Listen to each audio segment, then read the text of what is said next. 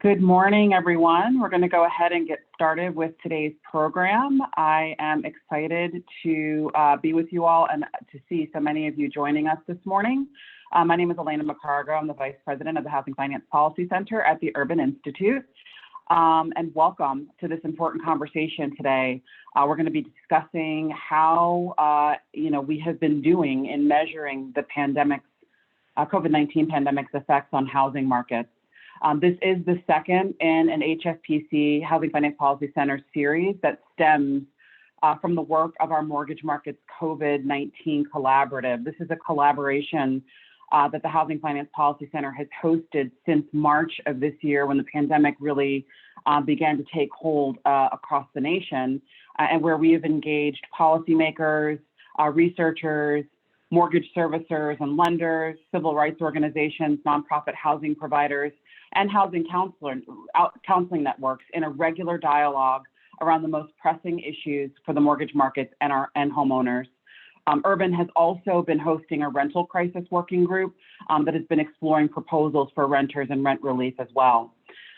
So we have been, through the last 9 months, really guided by the data that has been available to us, relying heavily on it, and really helping us understand what households are experiencing in this pandemic. As we all just sort of look at what we're seeing, we understand that there are wide disparities across income and race that are making it clear that a long recovery will be ahead, and that households of color are bearing the brunt of the economic fallout. So we have ahead 2 terrific expert panels that will join Lori Goodman and I for today's event. Lori and I will be hosting or moderating those panels.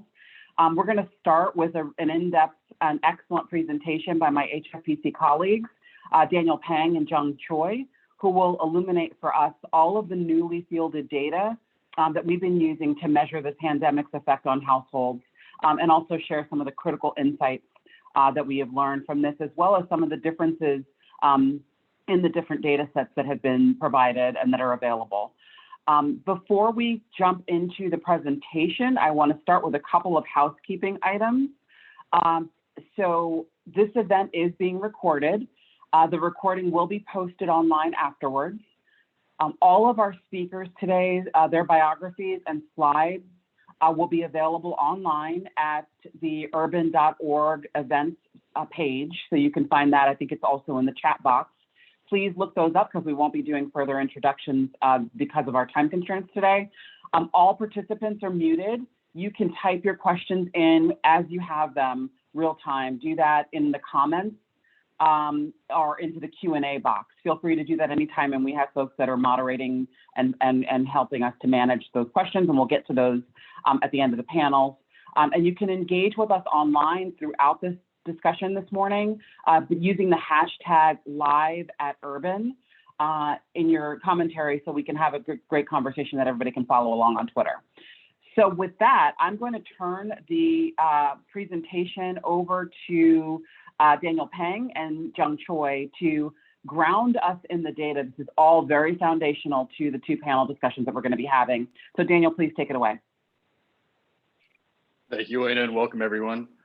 So over the past few months, Jung and I have been tracking COVID-related data to help us get a better understanding of the pandemic's impact on homeowners and renters. We've made a list of administrative and survey data sets that have been extremely useful in providing timely information for us and many others, including data on delinquencies, forbearances, and consumer sentiment on making their housing payments. So while some of the data that we'll be presenting from this list has been graciously given to us by data providers through research discussions and webinar presentations, a lot of the info you'll be seeing today comes from timely reports that are made publicly available by the data providers themselves. The first part of this list includes administrative data sets from Black Knight McDash, National Mortgage Database, and 3 of the major credit bureaus.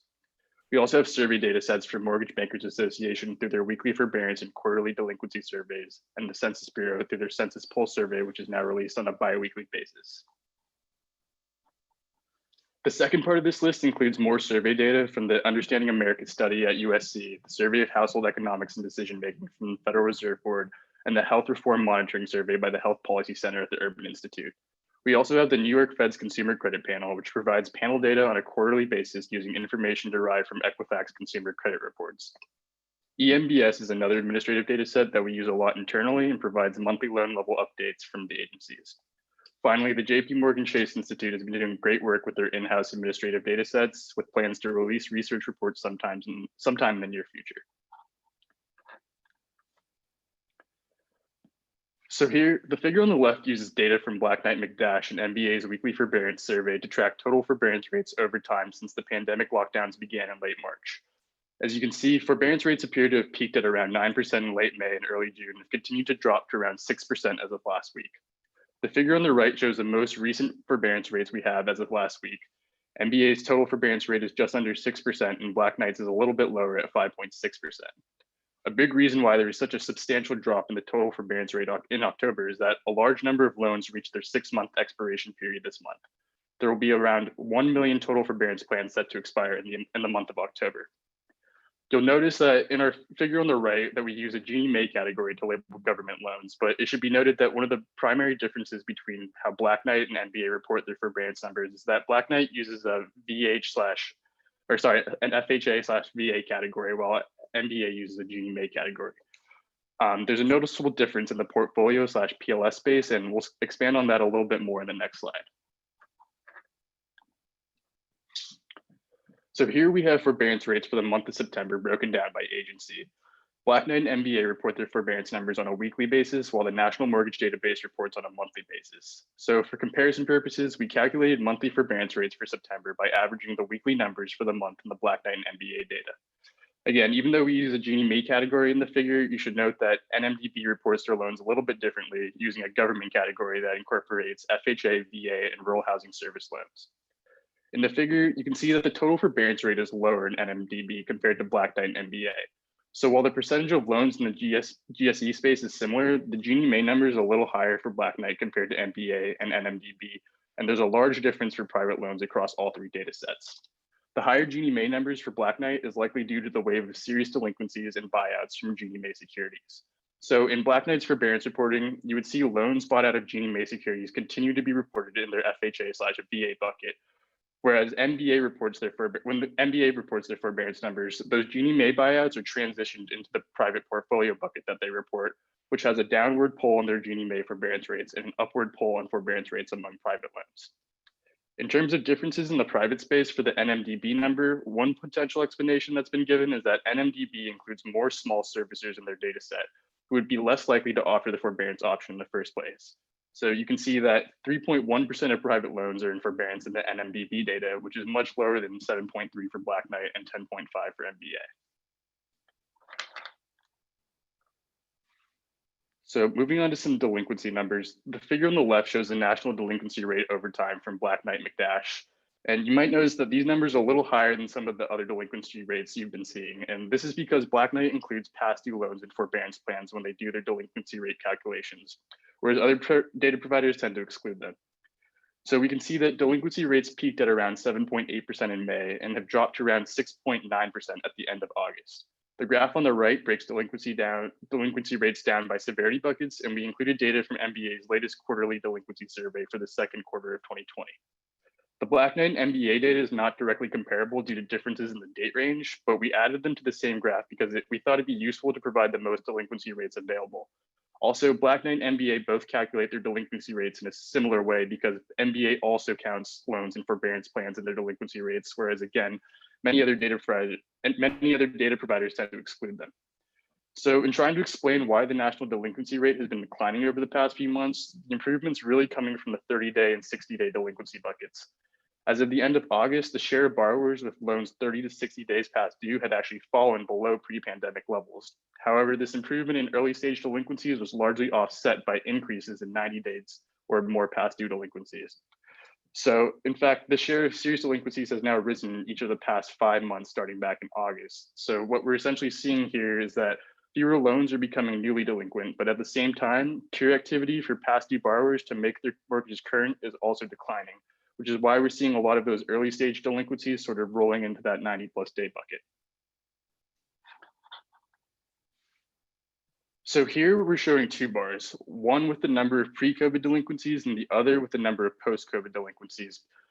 with their forbearance statuses. So you can see from the active forbearance and never in forbearance numbers that you're much more likely to enter a forbearance plan if you became delinquent post-COVID compared to becoming delinquent before the pandemic. Despite the widespread pickup of the forbearance option, 11% of homeowners who became delinquent after the pandemic have foregone forbearance and become delinquent. Looking at the post-delinquency column, we see that the share of those who exited forbearance plans and became delinquent is now larger than the share of those who never entered forbearance and became delinquent. Over 300,000 of these past due loans that exited forbearance are in active loss mitigation programs, which suggests they are working with their servicers to get back to a current status.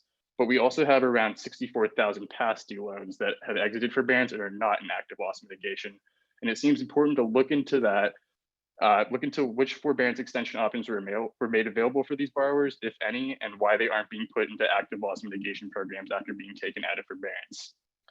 And then one more thing to note that's not shown in this graph is that as of September, 23% of loans that were in active forbearance have continued to make their monthly mortgage payments.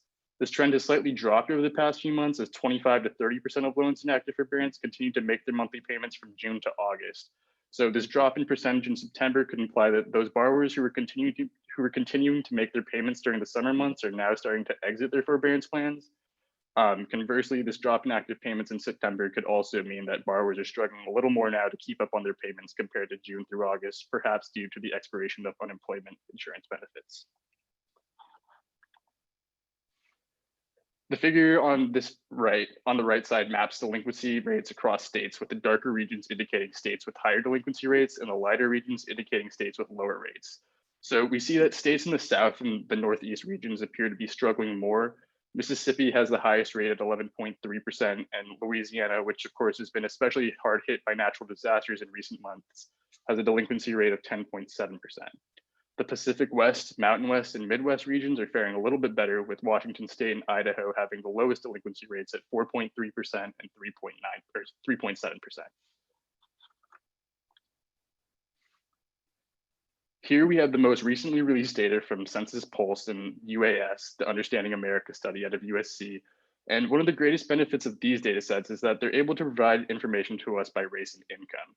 So I know these graphs look a little confusing based on the titles and how the questions are asked differently between the surveys, but on both graphs, you should interpret the Census Pulse data as the percentage of borrowers who responded to being behind on their mortgage payments, and interpret the UAS data as the percentage of borrowers who missed or delayed a payment.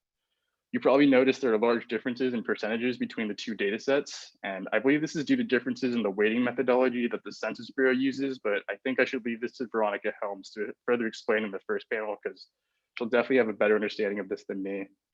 But regardless of disparities in the numbers, the trends in the results are largely the same. In terms of race and ethnicity in the left graph, Black and Hispanic homeowners are a lot more likely to be left behind or likely to be behind or have missed with their mortgage payments. And on the right graph, we see that lower income populations are also behind or missing on their mortgage payments at a disproportionately higher rate. So that's all I have. I'm going to hand it over to Jung now, and thank you all so much for your time. Thank you, Daniel. Okay, so let's try to move on to the next slide. I think it's not moving, so Haley, if you can move. Oh, okay. Okay, I think now my mouse is working. So thanks, Daniel, again. Since the outbreak of the pandemic, numerous data sets have provided timely information related to the mortgage payment. However, there are still unanswered questions that we need to understand better. First is to know who are households that became delinquent and did not enter forbearance plan and why. So this graph shows that GSE loans are more likely to enter forbearance than FHA and Ginnie Mae loans for both loans that were already delinquent before COVID and loans that became delinquent after COVID-19. This suggests that there exists information asymmetry in the market. Financially better off households in the GSE space are more likely to be better informed about forbearance options. The figure also shows that private securities have the higher share of delinquent loans that are not in forbearance, likely suggesting some households with these loans were not given an opportunity for forbearance. Next slide.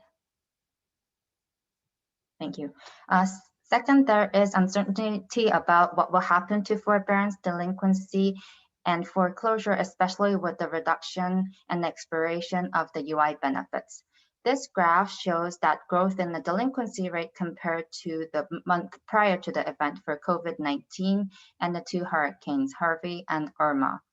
In all three cases, the delinquency rate spiked in the first 2 months of the event and then started to decline.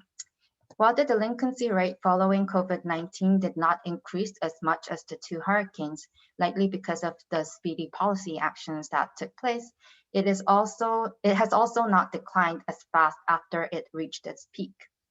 The future trajectory is uncertain due to the uncertainty in future labor market conditions, whether and how additional benefit will be offered, and when safe and effective vaccine will be disseminated to the public. Next slide. We also need to know more about who came out of forbearance and who stayed. Currently, about 53% of loans that were ever in COVID-19 related forbearance plan have exited. The exit share is the highest for the GSE loans, about 57%, and is the lowest for the FHA and VA loans, about 45%. This suggests that those who came out of forbearance earlier are on average likely to be financially better off than those that remained. This means that once the 1-year forbearance period is over, those who eventually come out in 2021 would need greater support to resume their mortgage payment.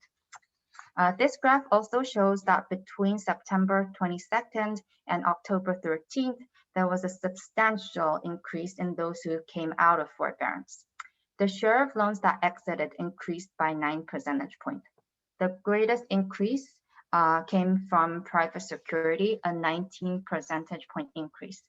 FHA and VA, as well as portfolio loans, also showed a higher increase in the exit rate than GSE loans.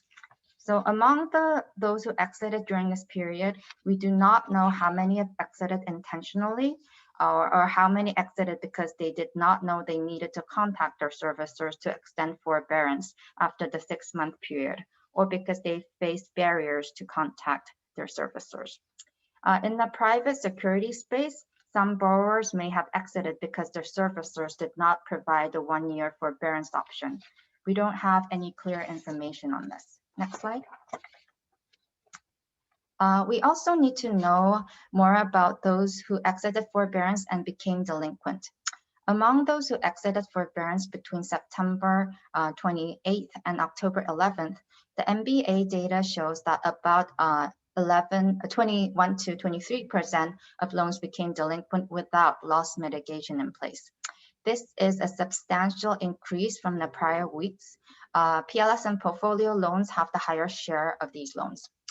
A greater share of these borrowers are in the process of working with their servicers to get documentation for loan modification, which is less concerning. However, some of these borrowers are not in contact with their servicers. We need to know more about who these borrowers are and why they are not extending forbearance and becoming delinquent. Next slide. Finally, we need to know more about households' awareness of their repayment options and their preparedness to resume their mortgage payment once they exit forbearance. According to the SHRED data, among those who are currently in forbearance, about 23% of households said they did not know whether they will have to make an increased monthly mortgage payment or a lump sum payment to their mortgage lenders once the forbearance period is over. Additionally, the graph in the right shows that about 54% of households said they have no or slight confidence that they will be able to resume their monthly mortgage payment when the forbearance period expires. Next slide. So now we will move to the rental market space. Next slide. So here there are fewer data sets that provide rental payment information compared to the mortgage payment. One of the most well-known data is the rental payment tracker provided by the National Multi-Family Housing Council. The MMHC provides monthly rental payment information for large multifamily rentals owned by 5 major property management companies. This is about 11 to 11.5 million apartment units and covers the vast majority of the large multifamily rental space. For smaller rental units owned by individual investors, there is data from Avail. Avail provides rental data for do-it-yourself mom-and-pop landlords. They have about 53,000 properties, so the coverage is not as good as MMHC data, but it is a valuable and unique data sets that provide information that is less known to the public. Avail also conducts supplementary surveys to both the tenants and landlords, which helps us to better understand this market. Census Pulse also provides information about rental payment and also enables us to look at this information by demographic and socioeconomic characteristics. Smaller surveys such as UAS, SHED, and HRMS mentioned by Daniel also provide some information about rental payment. Next slide. Now, let's look at what the data tells us. First, NMHC data shows us about 95% of renters living in large multifamily units are making their rental payments, and this share did not change much compared to a year ago. We do see a slight drop in the August and September numbers. In September, the share of households who paid their rent early in the month also declined slightly. So this can be some early indicators of the expiration of the UI benefits, but so far the drop is very small. Next slide. So among the renters that live in single family or small multifamily units owned by individual landlords, about 87% paid their rent in recent months. This number is about 6 to 7 percentage points lower than those who lived in large multifamily units, reflecting the difference in tenants' financial status or landlord-tenant relationship. Among those who paid their monthly rent, only about 2% made partial rent payments. This number did increase since the outbreak of COVID-19, but only slightly. Next slide. We also observed disparities in rental payment across households and data sets. Both the Census Pulse and the UAS data shows that Black and Hispanic households are more likely to miss or delayed rental payment compared to non-Hispanic whites. The lower income households are also more likely to face difficulties paying their rents than higher income households, as expected. Between the UAS and the Census Pulse data, again, we find that the Census Pulse numbers are higher, which will be further discussed by Veronica in our first panel. Next slide. Avail survey data shows that many renters are pulling from their emergency funds and also borrowing from their families and friends to weather this crisis. A third of the renters said government aid and assistance helped them during the pandemic. To the right, the Urban's Housing Reform Monitor survey provides some early evidence that people are doubling up because of the impact of COVID-19. And next slide. So moving forward, there are questions that we need to know more about in the rental market space, including what will happen to rental payments with reduced or no UI benefits, how will landlords, especially small mom and pop landlords, respond to the reduced rental payment, and what will happen after the eviction moratorium is lifted. So these are some of the questions that we need answers to prepare for the upcoming future and to design and implement better policies. And this was my final slide. Thank you for listening. And now I will pass it to Lori. Well, thank you very much, Jung and Daniel, for a really, really superb presentation, and a special thanks to Elena and Gideon for being the organizers of today's event. This is just a fabulous event. I'm very excited about this panel. We've got 4 experts. I'm going to briefly introduce them, and the bios are in the link that's in the chat. Amy Cruz-Cutts, who's the president and chief economist of AC Cutts and Associates. Mike Fratantoni, the chief economist and senior vice president of research and industry technology at the Mortgage Bankers Association. Veronica Helms, the social science analyst, Office of Policy Development and Research, U.S. Department of Housing and Urban Development. Sadi Petrabash, manager and supervisory economist of the National Mortgage Database at the FHFA, and Andy Walden, director of market research at Black Knight. You saw their Jung and Daniel talked a lot about the data, and now you're going to hear from the experts. So what we've done is we've asked each of our experts to take 4 minutes to speak to their organization's data or areas of expertise, what they're saying, what do you think it means, and if it collaborates or contrasts with any other sources that speak to the same topics.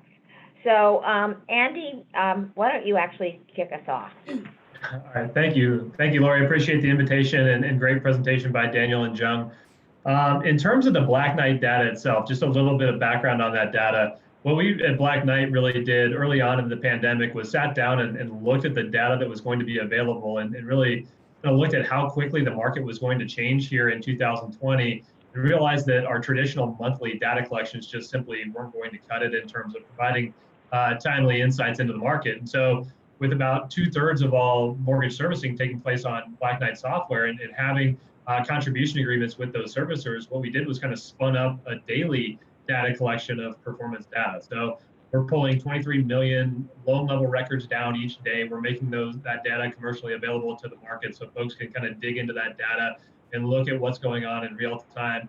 We've also added in some forbearance specific metrics and some loss mitigation specific metrics around COVID-19 so folks can kind of dig in a little bit more, right, for those power users that really want to understand the market. I've seen a couple questions come in already about, can we differentiate CARES Act? Can we differentiate private label securities from portfolio? Absolutely you can, and that's really one of the great things about having that underlying data there, loan level data there that you can kind of slice and dice however you want.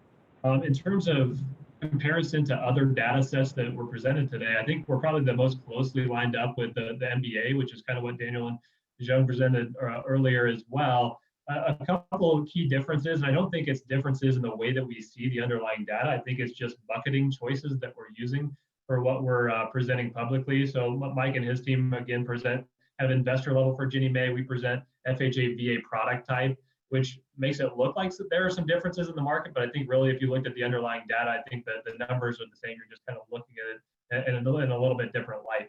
But I think a lot of what we're seeing in the market corresponds with what Jung and Daniel presented.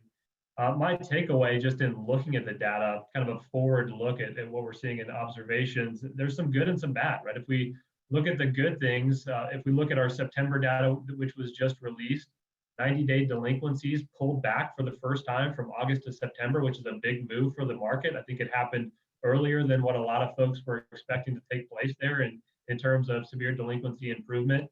If you look at that inflow, right? So the number of borrowers that are a single month past due are at record lows right now, surprisingly. The inflow of borrowers that were current on their mortgage in August and became delinquent in September returned to pre-pandemic levels for the first time. We're kind of looking at this market where new inflow of delinquencies have normalized relatively quickly. We just had this significant backlog of borrowers that became delinquent in March, April, and May of this year that are now rolling to later stage delinquency. On the kind of the bad news front, if we look at the market now, we have 1.9 million severely delinquent mortgages or excess severely delinquent mortgages compared to where we were 6 months ago.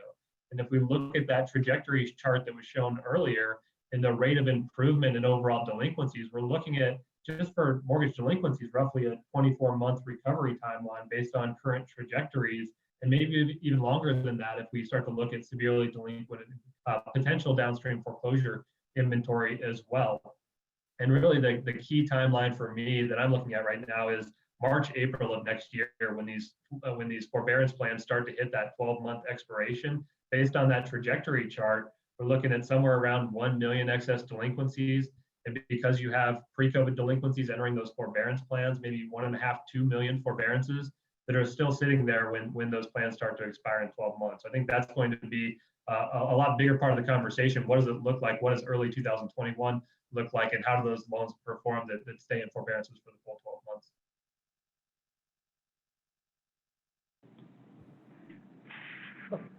Thank you very much. That was absolutely fabulous. Mike Fratantoni, why don't you go next? All right, thanks, Lori, and appreciate Urban inviting me here, and totally agree with Andy that I think Daniel and Jung did a fantastic job with that presentation. Let me not go over the same ground that Andy did, but do highlight one thing he said, that our surveys were set up differently. Ours were really servicer-centric, looking at the advancing requirements that servicers would have on Ginnie Mae securities versus GSE loans versus portfolio loans. And that's why we chose the investor view versus the loan product view that Black Knight did. I think both give you good information, but they give you different information. And particularly beginning in July of this year, when some bank servicers bought out very large numbers of delinquent FHA loans, those loans went from being in Ginnie Mae securities to on-bank balance sheets, and that's why you saw that distinction that Daniel pointed out so well.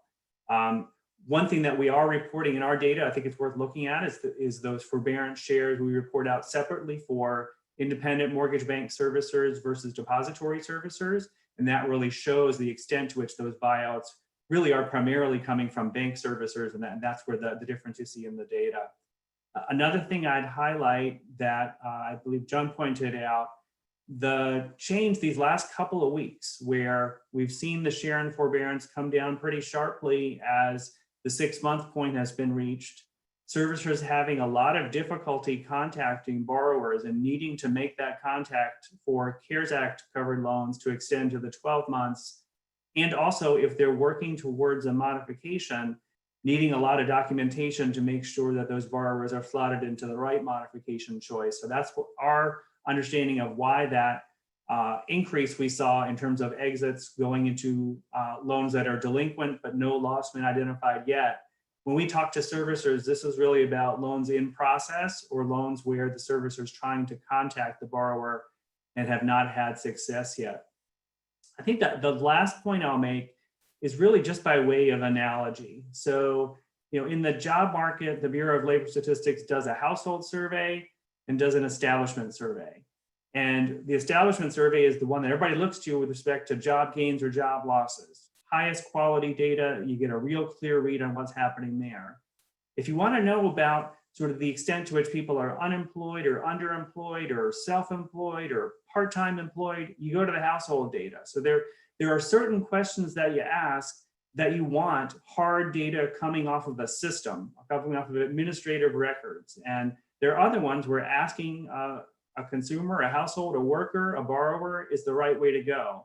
And so I think what Daniel and Jung showed is both data from sort of the harder data that Andy and I are working with and consumer survey data, the Pulse and the UAS, both can be really valuable, but they're really better served by asking the right questions to the right data source. There are some that one can answer and some that the others can answer. Last thing I'll just point out on the multifamily side, the renter side, again, I think the data was laid out really well, that we have seen a decline in rental payments, whether you look at the NMHC data or the Avail data, but those smaller multifamily properties have always had somewhat lower rental payment, and they've sort of come down in parallel. So I think that's an important point to make. Let me stop there, Lori. That was perfect. Thanks so much, Mike. Veronica? Great, thanks for having me, and I will echo what others have said about Daniel and Jung doing a great job of really summarizing the issues. So I'm going to talk about the census pulse data, and let me start by saying that Census, our partners in the survey, have done an absolute great job of getting the survey out, and it is their data that they have kind of organized. HUD just uses it to kind of track these issues. So I did want to kind of start by giving them a shout out for putting on this pulse survey. What I wanted to discuss was some of these differences that we're seeing across surveys. So I really agreed with what Mike said about it really depends on your research question and what you're interested in. In the census pulse data, there are a few things that might lead to some discrepancies. And I actually do have a slide that could be pulled up that might help me talk about this a little bit. So there are a few things. So one, there are two phases of the pulse survey. Phase 1, which was weekly, and phase 2, which is biweekly. And there were question differences that change between each pulse phase. So additionally, HUD tends to think about households in terms of the unit of analysis as households versus persons. And in pulse phase 1, there were person level weights. And in pulse phase 2, we added household level weights, and then census is able to add them retroactively as well. And so for HUD, it's really helpful for us to think about this household level weight. But that might be why you're seeing some of the discrepancies, especially with the phase 1 data, when you're looking at person level versus household level. Another thing I'll mention is that in the pulse data, the question on tenure is towards the end of the survey, which is already a survey that has about a 3 to 5% response rate, and about 17% of cases for tenure are missing. And that kind of messes with the control totals a little bit. So for example, in the Pulse survey, they say they see about 29 million renters, but on the HUD side, we know that's closer to about 41.3 million renters.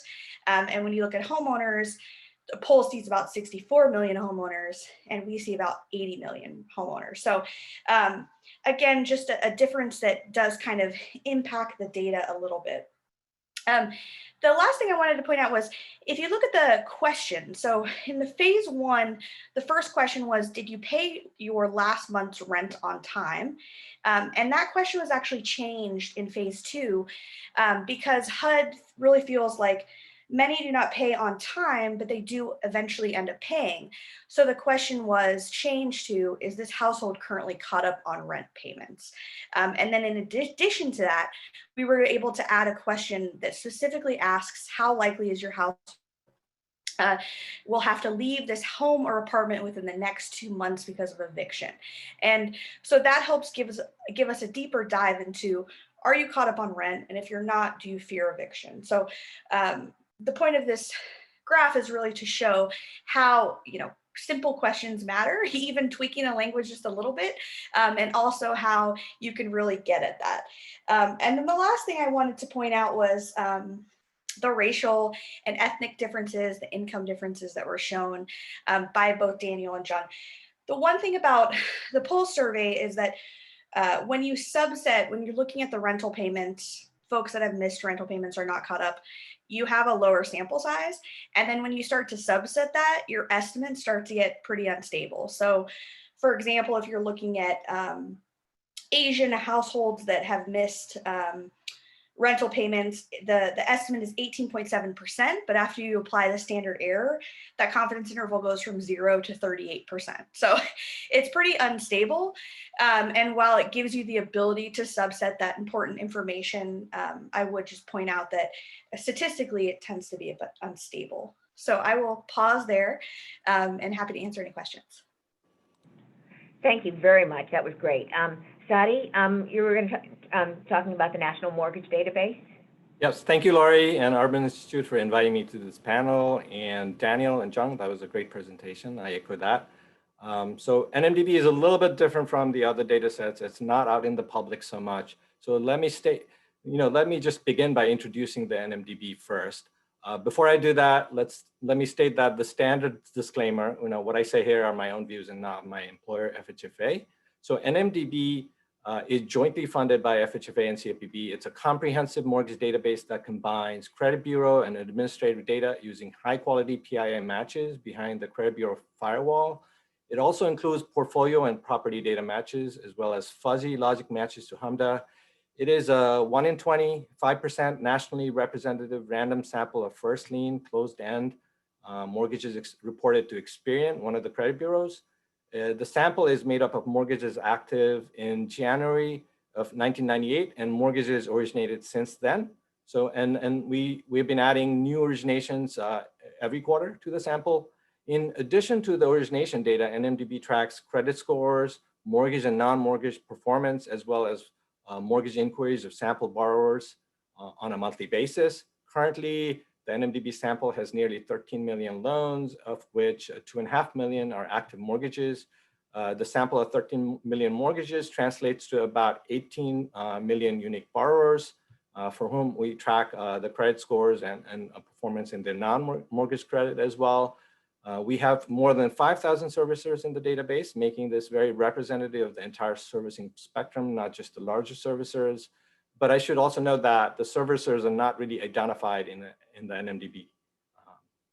The database is generally available to registered federal and GSE users, and we are working towards making a lot of the aggregate data sort of available to the public in the future. So in our view, NMDB is best thought of as a national credit report for mortgage borrowers. The mortgage performance we have is what is seen by consumers and lenders when they obtain borrower credit reports. Because we have non-mortgage credit information on mortgage borrowers, NMDB is capable of giving a complete credit picture for them. Great effort was put into high quality matching of records and deduplicating a mortgage trade line that can occur due to sale of servicing in datasets. The weighted sample, which is 20 times the sample, measures quite well with both the administrative data for FHA, VA, RHS, Fannie, and Freddie, and also the HMDA totals. And the NMDB and Credit Bureau performance, I should note, is really about being past due and not necessarily about payments not being made. So per CARES Act, mortgages and forbearance are not flagged as past due. About 98% of mortgages have been reported as current in the Credit Bureau data for the past few months, which is at least 1 percentage point higher than in December of 2019. Forbearance is being reported in the Credit Bureau data is 4 different ways: forbearance code, payment deferral code, and natural disaster code in the special comment field, and also deferral code in the terms frequency field. NMDB uses all these codes to categorize for forbearance. As Daniel showed earlier, in September, we show about 5% of active mortgages in forbearance. For GSE mortgages, the figure is about 4%, and for government mortgages, it is closer to 10%. These figures are fairly close to MBA and Black Knight, even though the methodology might be slightly different. For non-GSE and non-government mortgages, the forbearance rate in NMDB is about 3%. We believe that NMDB rate is more representative of the entire servicing platform. We also get payment data in NMDB. 53% of the borrowers with mortgage forbearance in June made the monthly mortgage payment that month, but only 43% of those with forbearance in August made the monthly mortgage payment in August. We don't quite have the October view yet, but we will be looking at that shortly.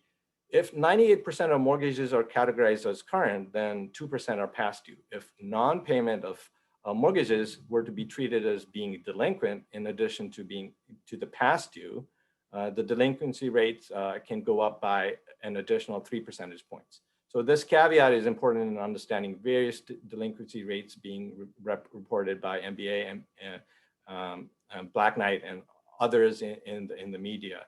So I will stop there. This is just a brief overview of NMDB and what we're seeing in the data. Thank you so much. That was perfect. And last but certainly not least, Amy is going to address COVID-related impact in credit data broadly and credit reporting.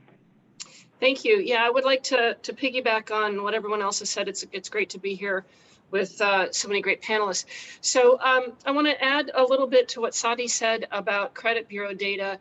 It's actually harder than you think to determine which loans are in a forbearance or other accommodation, because unfortunately, when Congress amended the Fair Credit Reporting Act in the CARES Act provisions, they did not direct credit bureaus to use a special code. And the CDIA, which is the Consumer Data Industry Association, the trade association for credit bureaus, is the organization responsible for setting out the layout of credit reports. So they define all of these narrative codes that Sadi talked about, like natural disaster codes and so on. Unfortunately, they also did not decide to use some obscure code that no one ever uses. They instead said, well, any of these 6 will work just fine of ways to report. And one of them is not to use a code at all, but simply to set the required payment to 0 with a positive balance.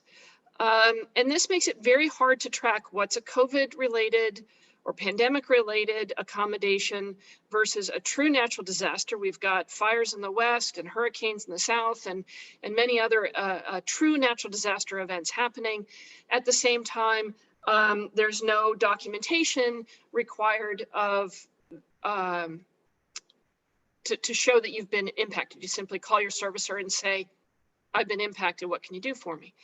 So this makes it very hard. And if you follow Equifax or Experian's webinar series, Equifax also has a weekly reports page called the Market Pulse.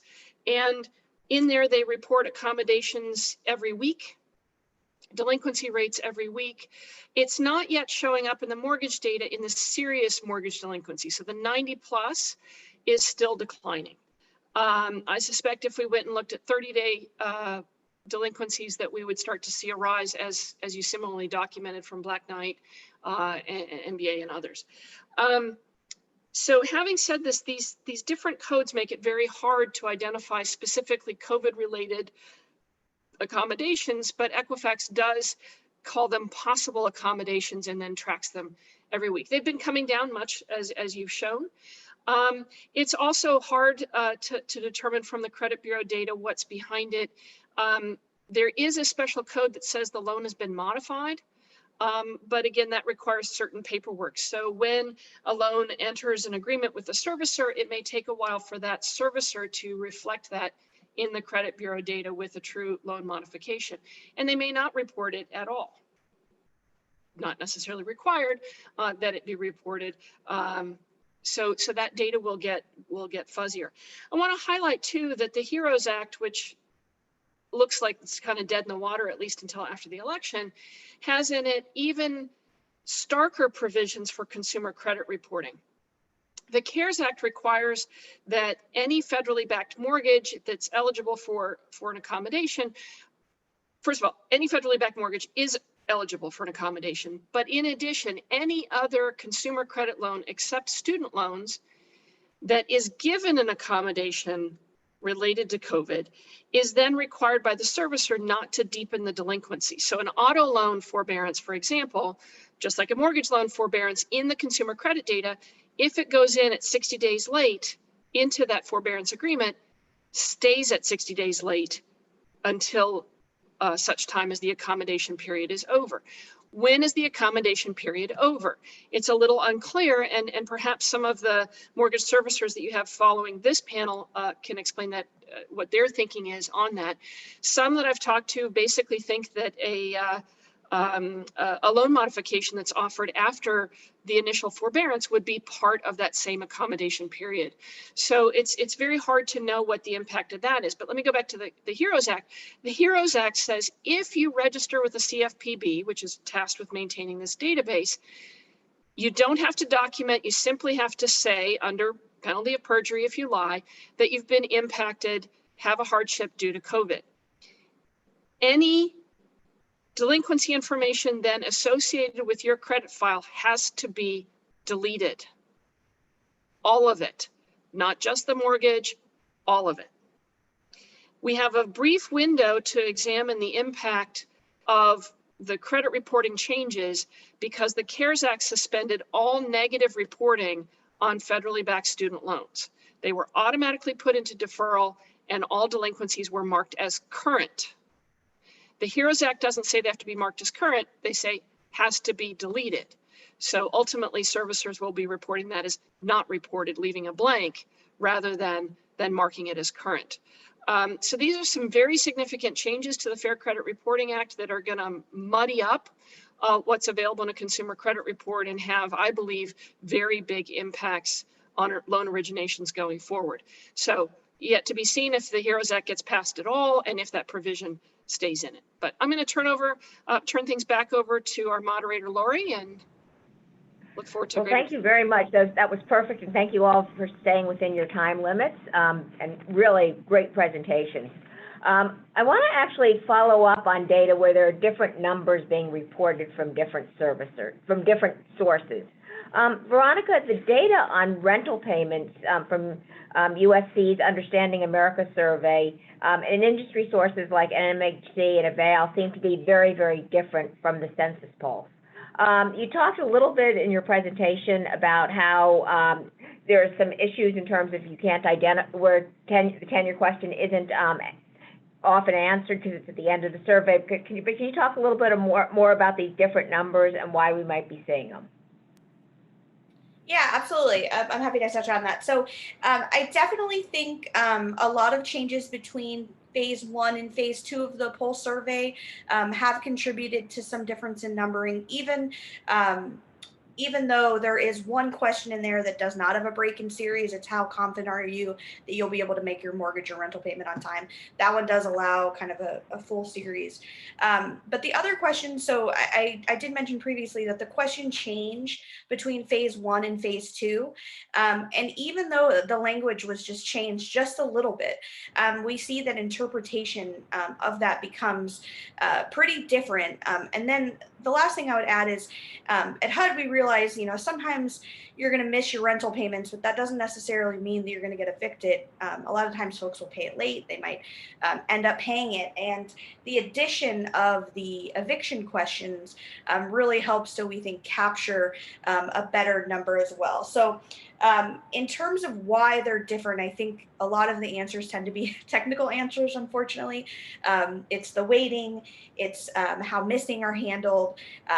Publicly, the data is publicly available, but they often publish it in spreadsheets. In HUD, we get the back end internal use data that allows us to mark missing differently and make different calculations. We also, I mentioned that the control totals are a little bit off in Census Pulse, and at HUD we can, reweight based on control totals. So unfortunately, I think that the differences, one, tend to be due to technical differences, but two, tend to be, I think, attributable to the fact that the questions are different. And then the last thing I'll add is that, all these surveys are fantastic. I think the industry ones are a little bit different because they're administrative data, but for surveys, the standard error, tends to be kind of high in these quick, fast turnaround surveys. And so when you look at the differences with the standard error or with the confidence intervals, they're actually not as great as you would expect because the estimates are so unstable in both data sets because of the standard error. So I hope that answers your question, but I'm happy to continue on. Okay, thanks. So Sadi and Amy, the forbearance data we've seen from the MBA and Black Knight is very different from the credit bureau data. The credit bureau data tends to be a good bit lower, and Jung and Daniel highlighted this. Can you talk about the differences and why there are differences in terms of borrowers that the credit bureau data identifies as forbearance, and versus the Black Knight and MBA data, which are very close? Sure. So there's a couple. I already mentioned the difficulty with identifying whether a loan is in accommodation and how the servicers are choosing to report that. So, some of it is clearly you're asking a servicer directly in the MBA or what they're providing in the Black Knight is a little bit different than what they've hard coded into their systems for delivery to credit bureaus. The other element to that is it depends on how the credit bureaus are cleaning their data. When you think about all the data that they've got, every database that you work with from a technical standpoint is dirty. There's some field that's missing, and so you chuck it out. Primary driver for Equifax's data, which is the one that I work with the most, is a database called Credit Trends, and it's really meant to look like a bank portfolio rather than a consumer portfolio. But the challenge with that data is that there's a lot of filters that they employ, and so many loans get thrown out. And so that skews it a little bit from the numbers we might otherwise see. But I don't have a great answer other than that what the servicers are reporting and kind of the codes that they may be hard coding in impact what they're reporting to the servicers differently than what they're doing in a survey to say Mike's organization, the MBA. Let me add do you want to that add anything to that? Sorry, Laurie, do you want me to add that to a little bit to that? Add anything where you want to that answer. Yeah, so I think when we do sort of more apples to apples comparisons, I think the numbers are not going to be that different. I think there might be three main reasons or factors that contribute to some of the differences we see. So the first one I think of is kind of coverage, right? So the 5,000 servicers are represented in NMDB, so smaller servicers are better represented in NMDB data and all the credit bureau data than most sources. So if we look at like the top 55 servicers, they account for about 90% of GSE and government mortgages, but only 60% of non-GSE, non-government mortgages. So there are also some minor differences, and I think Mike might have mentioned that a little bit. between the three different data sets. So NMDB, GSE grouping actually includes a little bit of home loan banks. So it's not small, big, but still. And the government grouping includes FHA, VA, RHS, regardless of whether or not they're in the Gini pool. And roughly, 97% of FHA and VA loans are in the Gini pools, but 3% are not. The second factor is really the pipeline issue, and more generally, what's in the denominator of these estimates. So how the flow of loans, new entries and exits are accounted for in different measures, I think makes a little bit of a difference. So generally in NMDB, generally new mortgages and prepaid mortgages are not going to have forbearance. So in NMDB, our denominator includes mortgages active in the month after origination till the month before termination. And the third factor, I think, is a little bit on timing and stale account rules. Mortgage reporting is done monthly. And what MBA and Black Knight does adds a great value in being able to look at sort of kind of weekly snapshots. But then what happens is that how the status is reported and how the view is compiled makes a little bit of a difference. So NMDB is based on an archive date right after the month has ended to get the most complete performance data for that month. And the forbearance status for that given month is based on when the servicer actually reported that loan to the credit bureau. So we have been using a 3-month stale account rule in all our calculations.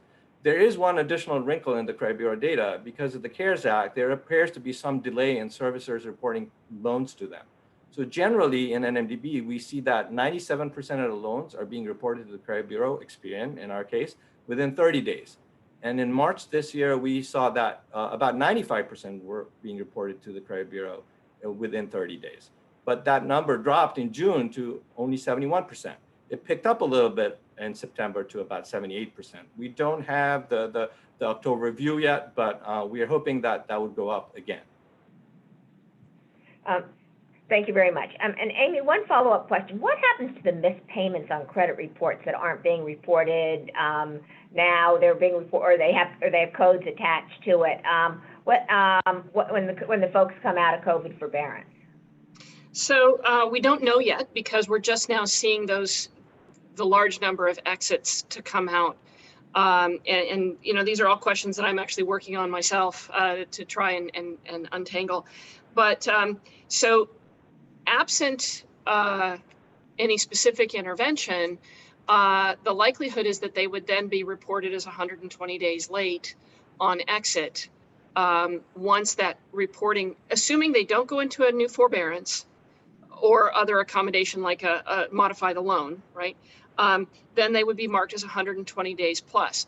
What I don't expect to see is many of them marked into foreclosure because under the CARES Act suspension, and I think Meg Burns and Dana Dillard can speak more to this in the next panel, is many servicers are delaying any foreclosure action. That's the start, the middle, the end. They're delaying all parts of that rather than just the end. So we could very well see only 120 days plus and no foreclosures for the near term in there. Thank you. And I'm going to open this. Are you all seeing differences in trends since the end of July when federal unemployment benefits were diminished, when the extra $600 a week went down to $300 a week? Amy, because you have the floor, why don't you start, and then whoever wants to take it next. Yeah. So Andy, why don't you take it next? Yeah, we are seeing some differences, not in mortgages, but in the Equifax data in bank cards. Delinquencies are starting to rise. We're starting to see it in auto loans. They're down very low right now, but they're coming up off that bottom for the first time, and it's been steady over the last 3 weeks. So this is an important change and that's in the 60-day plus bucket. So 30 days started a little bit earlier than that. The other thing is that JP Morgan Chase Institute just released a study looking at what's happening. So they're looking at deposit accounts and what's happened over this period. And they're finding that when the $600 a week was in place, that their account holders were increasing their savings rather tremendously, and that they used almost all of that up in August. So 2/3 of that was used up in August. So it's a great study, just released this week. So worth looking at for that side of the impact. Thank you very much. Andy? Yeah, if we look at the mortgage market specifically, I think the short answer is no. We haven't seen much impact so far. We've been tracking it a couple different ways. We've been looking at new forbearance rates. We've been looking at rolls from current to 30 days delinquent. And in both of those metrics, we haven't seen any meaningful increase. In fact, we've seen a decrease in the number of new delinquencies and new forbearances following the reduction in unemployment benefits.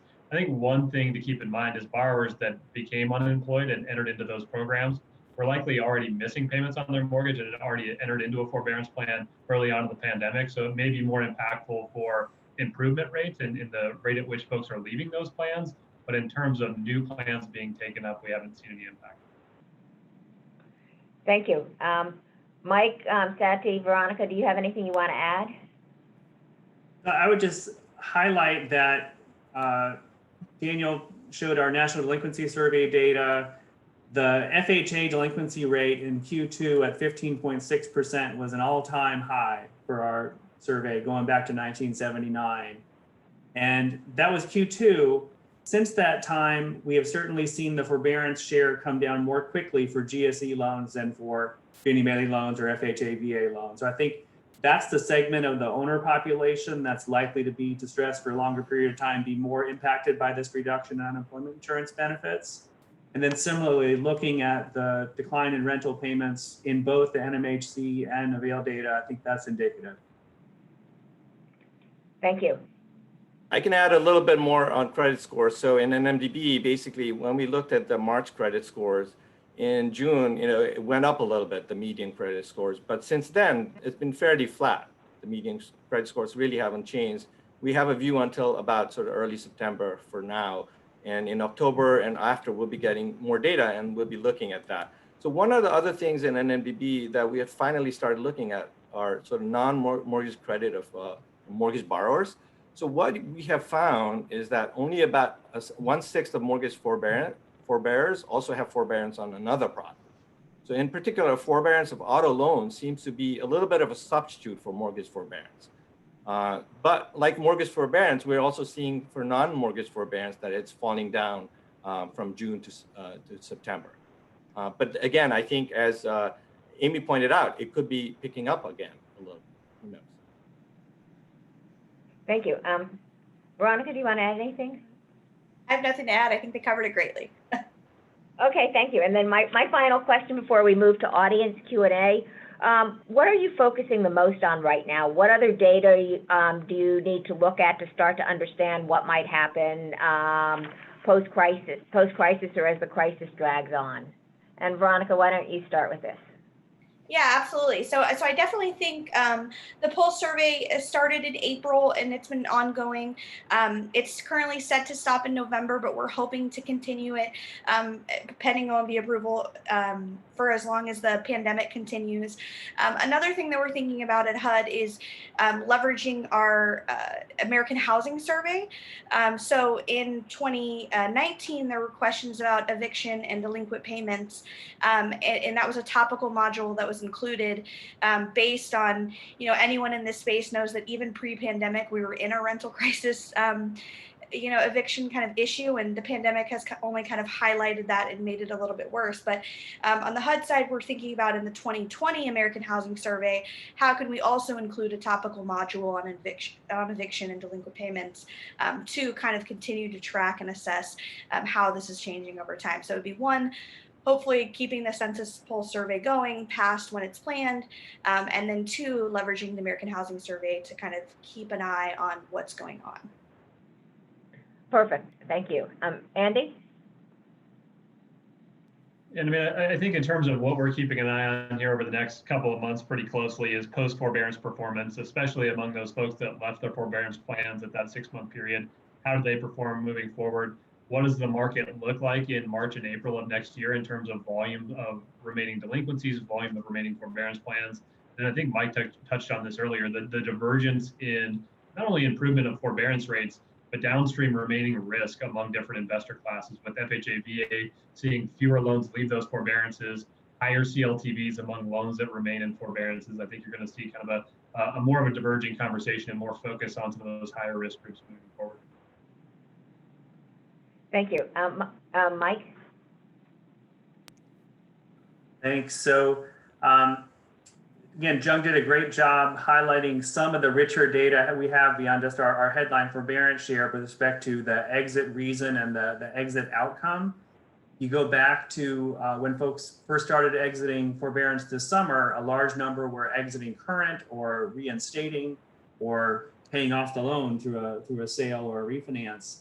As we've gotten into the fall, more and more going into the deferral options and modifications.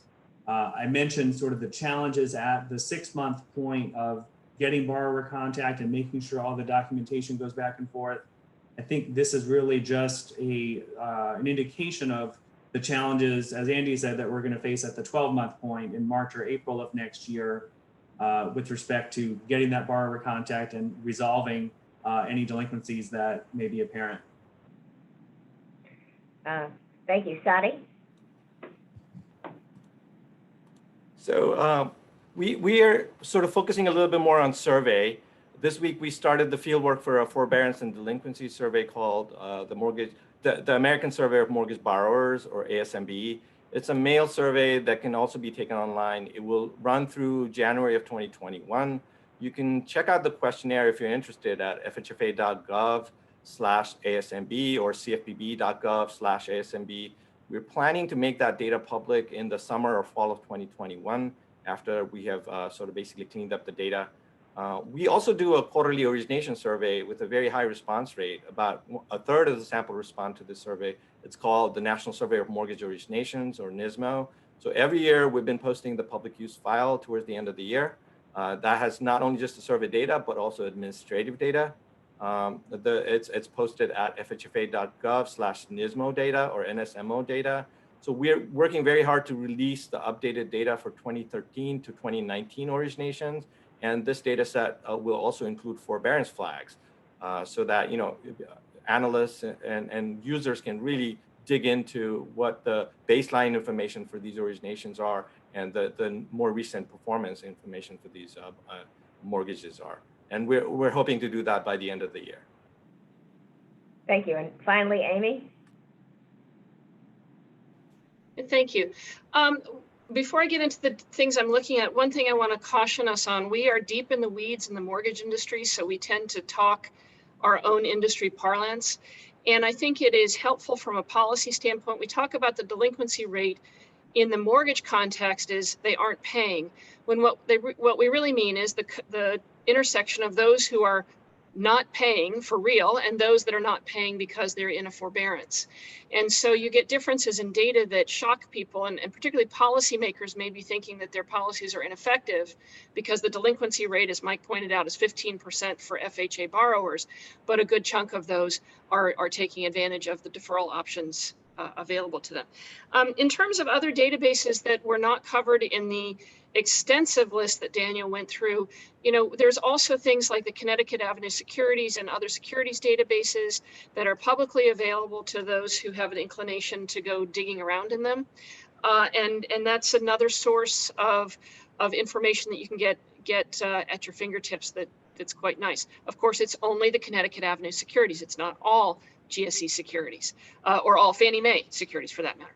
And Freddie has been later in bringing their data into their securities database for public use. So it's supposed to be coming. I haven't looked to see if it's arrived yet, but those are some other sources that you might want to look at. Also, Experian has monthly webinars, Equifax has monthly webinars, and they post a whole bunch of information on their website, slides and such if you're interested. The July 30th update from Experian looked at credit score migration as an impact of the CARES Act. And I hope soon to have more on that, but I don't have it ready for prime time yet. Perfect. Let me turn to our audience Q&A. We've gotten actually quite a number of sort of factual questions on the data. And Mike and Andy, there were questions about, first, can you separate out PLS and portfolio? And Andy, I think in your presentation you said you could. And then secondly, there were questions about what geographic area. Can you get state level data? Can you get local data? So Andy, why don't you take that, and then Mike. And absolutely we can. So we can get down to a 5-digit zip in terms of granularity. for delinquency, forbearance, and the like, and really kind of slice and dice any of these metrics that we've been talking about down to pretty local granularities. It's something that folks that subscribe to that Black Knight data would be able to do inside of our platform or with that one. What do you have, is there anything that you have available for non-subscribers that they can find on your website? Yeah, so if folks are just looking at high level, kind of MSA level or metro level, if you go out to, and I can post a link to it, our Black Knight Mortgage Monitor, we've put some COVID impacts by market area metrics out there in recent months. So I'll put a link to some of those recent reports that folks that want previews of looking at what's the country seeing in different geographical areas. To go in and take a look. Perfect. Mike? Yeah, we do not have the level of geographic detail that Andy has. So I definitely point people his way when we get those kind of questions. For our data, we put out a weekly press release, and that has the headline numbers. And for folks that want to dive deeper, for example, into the forbearance exit reasons that I talked about, you can get those by a subscription. It's a pretty nominal fee. Thank you. Amy, there were a few questions in terms of the 120-day delinquencies. Won't this, when people come out of forbearance, won't this hugely increase the number of 120-day delinquencies, and won't this negatively impact credit scores? If you could answer those two questions, that would be great.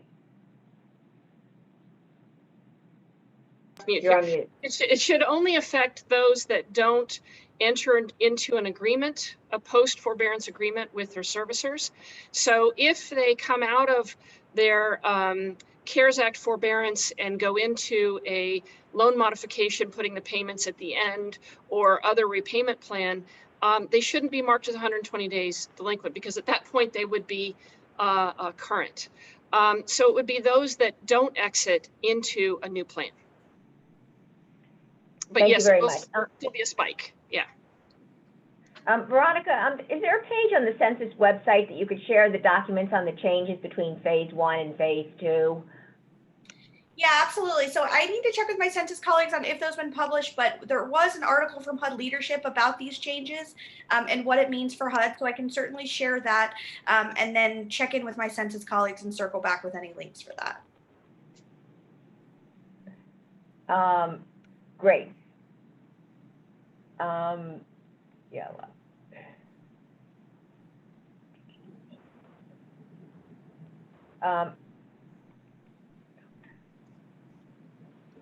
And then one question for all, what are panelists' thoughts about the impact of COVID-19 on homeownership rates? And I think that's going to be the last question we have time for. Then we'll move to panel 2. Anyone have any thoughts?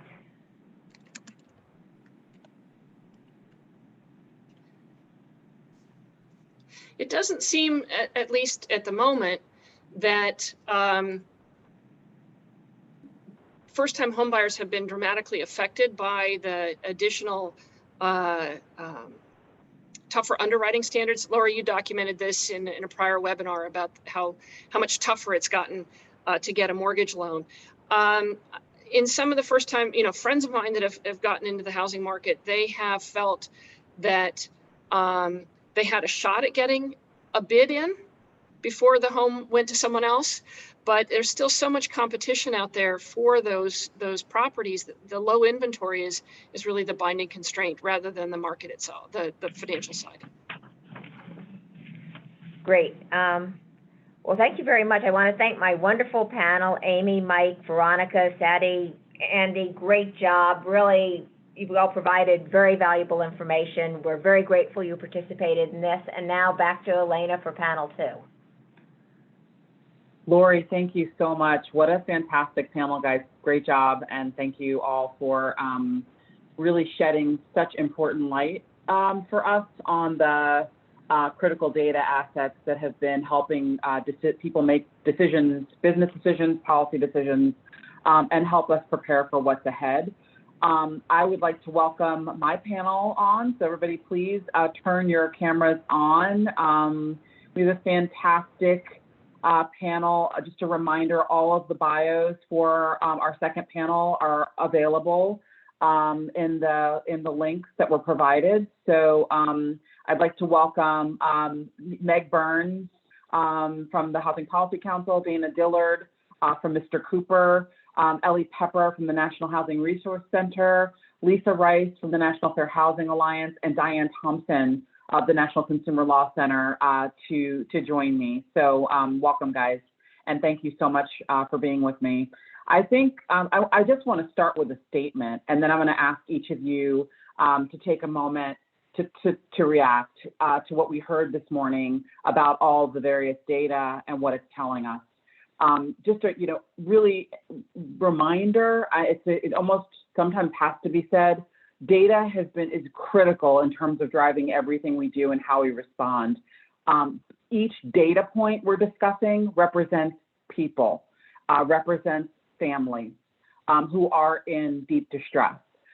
So we're going to take the conversation from very in-depth data to sort of context and a narrative that we're starting to see play out as it relates to this pandemic and its effect on housing markets.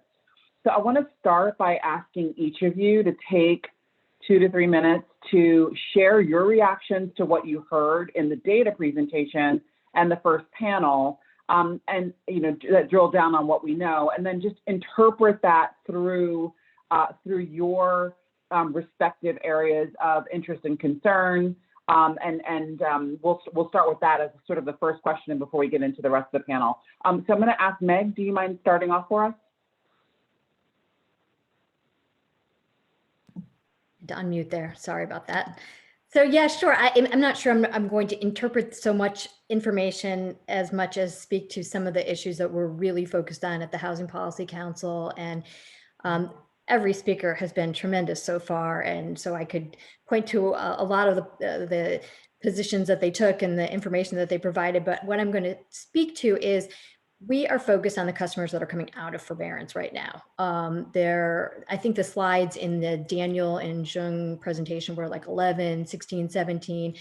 We are very concerned that October and November are really pivotal months. The customers who took forbearance around April, May point in time represent a really large population of the borrowers. And they're hitting that initial 6-month forbearance period expiration point, and the need to communicate with these customers is critical. And there are some who, in fact, are not in contact with the servicers. So we at the Housing Policy Council have been trying to survey our members. We've been doing it for the last couple of months. We're going to continue to do it, trying to get a sense of what the proportion of that population is by servicer and sort of in the aggregate. And of course, it's higher than we would like it to be because we would like to see it at 0. So one of the reasons that we're so concerned about this is from a policy perspective, communicating with that customer at that juncture is the point where you can make a determination about what makes the most sense for that customer. Is extension of the forbearance appropriate, or is there another solution that really should be pursued at this point? And it will depend. There have been a lot of conversations about trying to create some single uniform policy, but to be honest, there are a variety of solutions that work under different circumstances. And today, of course, it depends on what kind of a loan product a customer is in, what their financial situation is, how many months of forbearance they've taken, and so what is the total amount of that accumulated past due arrearage. These are questions that the servicer needs to engage with the customer around. They need to figure out, has their income changed? Has their employment changed? Are they now going part-time? Do they not have a job at all? Have their expenses increased? Have family members moved in? Have children come home? Are children who are being schooled from home, increasing their expenses? And there's been some suggestion that a number of these customers can simply resume their payments through deferral programs, putting the payments at the end of the loan term.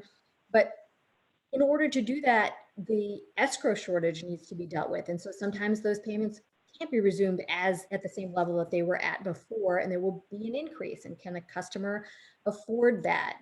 Is there uncertainty about their future employment status, even if they're employed today? So, this conversation has to happen, and the amount of information that's available to us to try to figure out and discern who is calling and who is not calling is really important. And some of the reason that we're anxious is some of what Amy was pointing out. For customers who don't contact the servicers are essentially permitting grace periods, trying a variety of communications techniques to reach them, because none of these servicers want to initiate foreclosure, want to pursue foreclosure if they think that they can help these customers. So the data is not telling us exactly what we need to know, at least not at sort of the national or aggregate level, so that we can really discern what the trends or characteristics are around these customers who are not communicating with the servicers to improve those response rates. So I'll turn it back to someone else. Thanks, Meg. Dana, can you take a stab at that next? Sure, I'd be happy to. So putting my servicer hat on, a couple of things jumped out at me from the data. The first is the phenomenon of customers in forbearance actually making payments. We've never had to deal with that before, and it's caused a lot of just process angst. Well, if they're making payments, do you count those against the 12 months? If they're making payments, are they using us as a safety net? Or will they pay this month and not pay next month? So I just share that because that's just something we've never had before. People don't ask for forbearance if they can make their payments. So that's something new. And then the second thing is really that jumped out at me was the customers who said that they were confused about what their options are. Because I know servicers are very focused on communicating that. And at Mr. Cooper, for example, updating our mobile app, updating our blog on forbearance, updating the communication, doing a lot of user testing to make sure it's clear and not confusing. But we know that I think it's like 3 times as many people go and read about our forbearance plans than are actually taking us up on it. So, those people are going back and back and back to read it and reread it and talk about it and think about what option works for their family. So like Meg said, we're at a critical juncture. We're here with October being the biggest month of people rolling out of forbearance. And the last thing that we want is confusion. So we're really focused on communication. And we all know, I've been doing this, I hate to say, for 30 years, and still every day you're like, well, wait, how does that work? What is that? How does that, why does it work like that? So it's so confusing for customers. And I think it's such a burden on the servicer to simplify the communication and make it easy on customers, make it low doc, have nice conversations with kind scripts, and really evaluate options for our customers who are in need. Thank you, Dana. Lisa, can you talk to us about what your observations were on the data?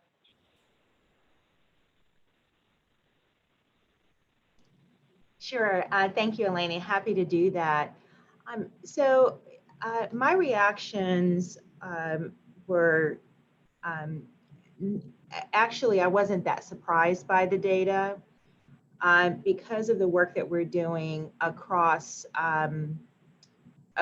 myriad communities throughout the United States. We know sort of anecdotally that the COVID-19 pandemic has been hitting different segments of our society in different ways. So at the National Fair Housing Alliance, we've been really focused on addressing the huge disparities that we've seen as a result of the crisis, and really helping people to understand that we're not just facing a health crisis, we're also facing a health and economic crisis, but we're also facing the crisis of racism in America that has really plagued us since before the inception of our society. Our systems in this country are really structurally unequitable and perpetuate disparate outcomes based on race, based on national origin, and other classes of people. And we really see that in the data that was presented here today. Blacks, Asian Americans, Latinos are twice as likely to, for example, be missing their September rental payments as are white consumers. We also saw in the data that Blacks and Latinos are twice as likely to be missing their mortgage payments as their white counterparts. Now, the thing that I don't think we're getting from the data is the why behind why these disparities are happening. So we see that the disparities are happening along lines of race and national origin, but I think we need to have more research and more data to help us understand what is really driving those disparities. Because if we better understand that, we have a better shot at fashioning the appropriate policy solutions that can really be beneficial for people. And then the other thing that really struck me, Elena, is I think we need to do a better job at turning the data into stories. We sometimes get lost in the numbers and aren't able to really suss out or think through how policies are impacting people on the ground.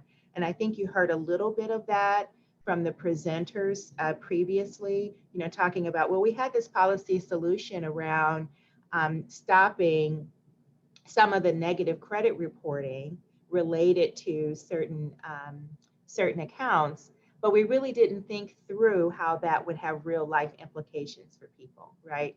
So the data, I think, also needs to be more accessible to advocates and people who are working on the ground and helping to really frame policy solutions to meet this challenge. Excellent points, Lisa. Thank you. I'm going to turn to Diane and then Ellie for your thoughts.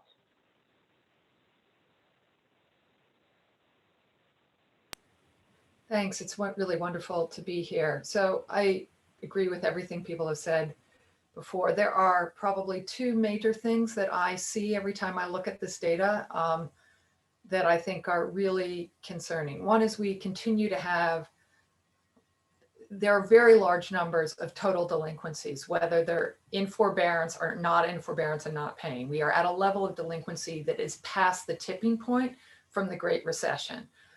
So that concerns me. What the problems, the knock-on effects that we saw in the Great Recession, where we saw the foreclosure spiraling and the collapse in housing prices, have been suppressed because we have foreclosure moratoria. But what is going to happen when we start having foreclosures again? Do servicers have the capacity to process people, to put them into loss mitigation?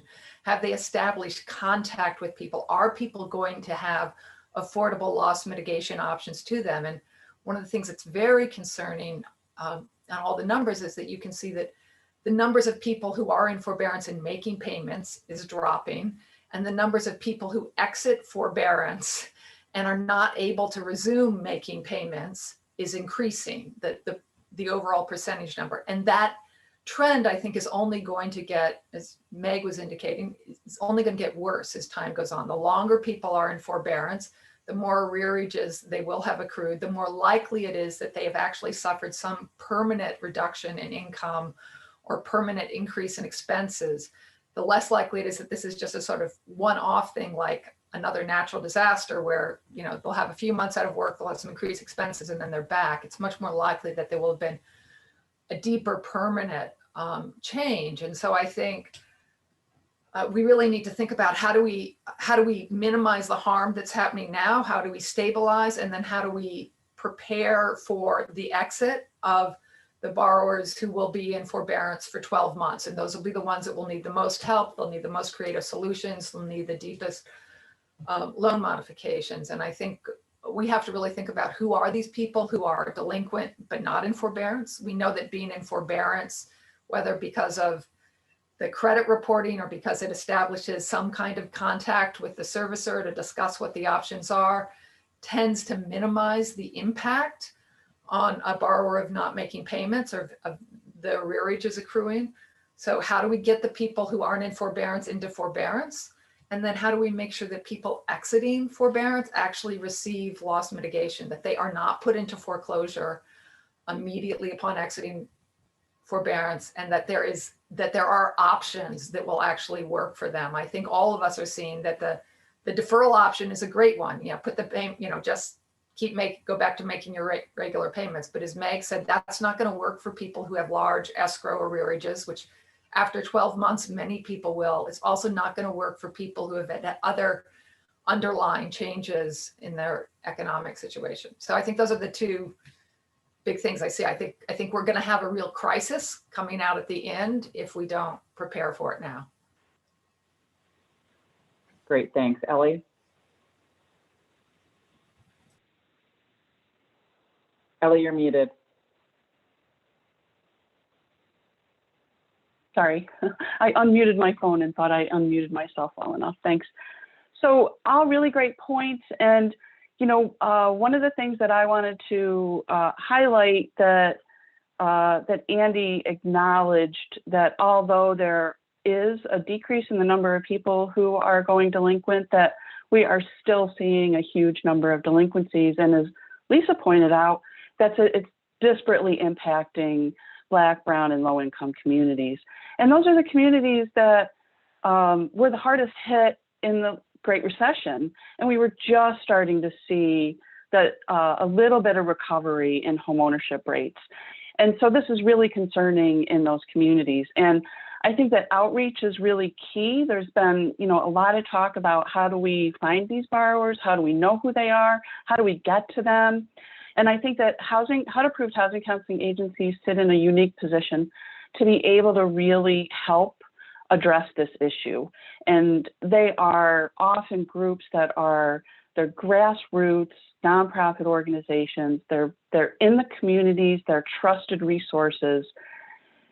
Homeowners who are in distress it's usually more than one thing going on, right? It's not just that they can't pay their mortgage. It's they're losing their job. There's somebody in their home that's sick. They may be going through, you know, some kind of grief and loss. Maybe this, there has been impacting their relationships. And you know, I mean, we're going through our own stress levels, right? Everybody is. And now they're going through these additional stress levels. So it's very hard to understand and reach out to a servicer. In many communities, the servicer is still seen as and interpreted as a debt collector. So a housing counselor can really be a trusted advisor to sit down with somebody who's going through a very difficult time and really trying to figure out a lot of technical details and what am I eligible for? What kind of mortgage do I have for the initial part of it? And then when coming out of forbearance, what am I eligible for? What is my servicer offering? What am I going to be able to do and how do I get it? And feeling very uncomfortable about reaching out to their servicer and having that contact with their servicer because they're afraid they're going to mess it up and they're not going to get what is the best option for them, but they're not sure how to move forward. So again, this is where HUD-approved housing counseling agencies, I think, are uniquely positioned to really help. In the Great Recession, one of the things that we found, and it has been shown that when a homeowner went through housing counseling to help them through their process of loss mitigation, they got better modifications, they got deeper modifications, they got more affordable modifications. So I think that it's important to really be thinking about how to utilize our HUD-approved housing counseling agencies to reach out to people. You know, we did in July, you know, a very non-scientific survey, got a little over 100 housing counselors to answer. And when they were hearing from people who were delinquent, rather than going into forbearance, what they heard from people, number one, was that they were afraid of the lump sum repayment issue. And even though a lot of information had been out by that time, making it clear that that was not what was going to happen, they still were afraid of it. So it's a benefit to really have housing counselors out there connecting with people. And so with that, of course, they'll need funding in order to build capacity, in order to meet that need. And we were able to do it in the Great Recession. Once the NFMC, the National Foreclosure Mitigation Counseling Funds, were out there, housing counseling agencies stepped right up and were able to really address the needs. So thanks. Thanks, Ellie, and thanks for the reminders of what kind of worked in the last crisis and what we're facing ahead. You know, each of you touched on, you know, forbearances, complexities of them, and also in the last panel, I had noted some questions that came in about, you know, who was covered and who was not covered by the CARES Act. You know, what's happening with that population of the private label securitizations, and a lot of questions about that. I want to remind folks to enter your questions now into the Q&A box. I'm going to go ahead and start my questions, but I want to remind folks to do that. So soon so we can go through those and when we open it up to the audience. So with, with some of the data we heard, and each of you touched on this, we're hearing from the data folks that, forbearances are going down, delinquencies, stabilizing, although incredibly high when you look at the FHA loan population. The census pulse and the shed surveys both indicated that people may not be aware of what their options are. And we also know that there aren't standards. So we have people that have been in forbearances now for 6 months that may not really fully understand what to do next. And so I want to just ask the question really about who is not being reached, what information gaps for consumers do you think still are out there, and sort of what are the biggest barriers to making contact with people to ensure that they really understand their options? So I know that was a loaded, big question, but I do want to start with Dana, and then ask others to jump in on this. Well, I think that our customers are struggling on a lot of fronts. We think they're thinking about mortgage 24/7, but in reality, they got a lot going on. They're trying to figure out education for their kids. They're trying to figure out, in some cases, they're fighting hurricanes and wildfires. I mean, it's a crazy time. And so when you think about how complicated mortgage is, you can see how customers just feel totally overwhelmed. And that's what we're hearing when we're doing virtual outreach events with customers. It's like, well, I know y'all been trying to call me. I haven't responded because I don't have any money to do anything. They don't realize that, they just have to raise their hand for help. And in almost all cases, help is right there. And I'll just tell a story. We were in Chicago doing a virtual event with customers there, invited somebody who was delinquent, had not asked for help. And that's what he said. He goes, I lost my job. My wife left. I've got these 3 little kids. I'm trying to care for them. We don't even have money for groceries. So I am not ready to deal with the mortgage. And fortunately, with the housing counseling agency we were working with, they were able to send $1,000 on the spot to his debit card and let him get some groceries for his kids. And we were able to put him on a forbearance right then. And he cried. Because in his mind, it was so overwhelming that really all he had to do was raise his hand. So I just think we have to put ourselves in the position of these poor customers who are struggling on many fronts, and how difficult it is to deal with mortgage, which, again, those of us in the business know how complicated it could be. So I think it's not a huge amount of customers, but it's something that is an industry we've been talking about, certainly with the Urban and the Mortgage Collaborative. We've been talking a lot about this. What can we do as an industry to reach out and make sure customers know that it's okay if you don't have a plan, we have plans. Come join us, come talk to us, let us open up our toolkit and see what we can do to help you. So I think that's really it. Customers have a lot going on. I appreciate you reminding us, Dana, that this isn't just a housing payment issue. People aren't just struggling here. This is a very comprehensive, stressful situation for families across, financially across the board. And I will also make a plug too for credit counseling and other things, because people are definitely having some, broader concerns that need more comprehensive financial assistance as well. Housing being probably their biggest payment that they're really struggling with.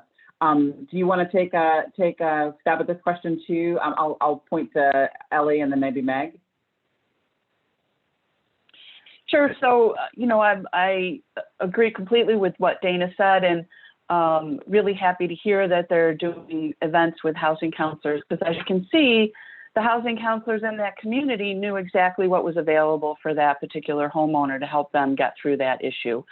And so that's the other aspect of what housing counseling agencies can do, is they're in the community exactly what's available, specifically in the community. A lot of municipalities are using their community development block grant coronavirus funds to supplement housing payments and rental, and give people opportunities to have other debts, taken care of. So, I think that we are, you mentioned, Elena, that there's yes, there's fewer people delinquent, fewer people who are not taking advantage of the forbearance, but the concern is the people who aren't, right? And again, the data is pointing to specific populations that we want to protect and take care of.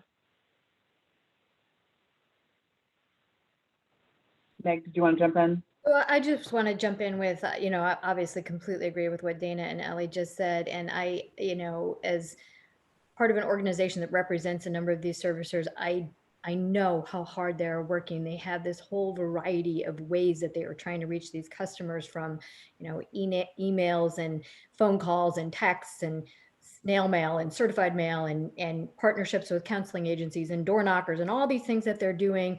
But I think I want to make a little bit of a pitch for something that this collaborative has been working on, just a broader awareness campaign. To me, this is a place where if we had better data, it might be helpful, because it could be perhaps a bit more targeted of a campaign, having better sense of the demographics. I mean, we do have some sense of it, but not enough. The locations, we have some sense of it, but not, at a low enough level. And the PLS space, I just feel like we don't have adequate data on those customers. So part of the concern is, while the servicers are doing this very targeted outreach directly to the customers who are delinquent and aren't in a forbearance plan, or those who are in forbearance and are coming out, this to try to do it at a broader national level or regional level or state level or community level, we need more information. Thanks. You're answering my further question, my last question, which was going to be, what are we missing? What do we need? This ability to target is so crucial. It came up a lot in the first panel. The ability to understand what's happening at the state and local level, really drilling down on these national trends, is something that people are hungry for, so that local policymakers can really understand what's happening on the ground right around them, and also be able to reach into those communities that we know are most impacted. Diane, I wanted to invite you to just share any observations you have as well. Yeah, thanks, Elena. I think it's true that most of the people who are delinquent are in forbearance, but the numbers of people who are delinquent and not in forbearance are not small. We're talking about 600,000 people who have delinquencies pre-COVID and about 600,000 people who have delinquencies post-COVID. Those are different groups. They're going to have different problems, but both of them are going to be straining the system and are going to need assistance. You also, in the people who are delinquent post-COVID, again, this is a place where we just need more information. Some of them are people who exited forbearance and are delinquent exiting forbearance. Was that because they didn't talk to the servicer? Was that because the servicer couldn't get in touch with them? Was that because they were overwhelmed? Was that because they didn't think there was any help? Was that because they needed in-language materials, that their first language isn't English, and so they were having trouble communicating with the servicer?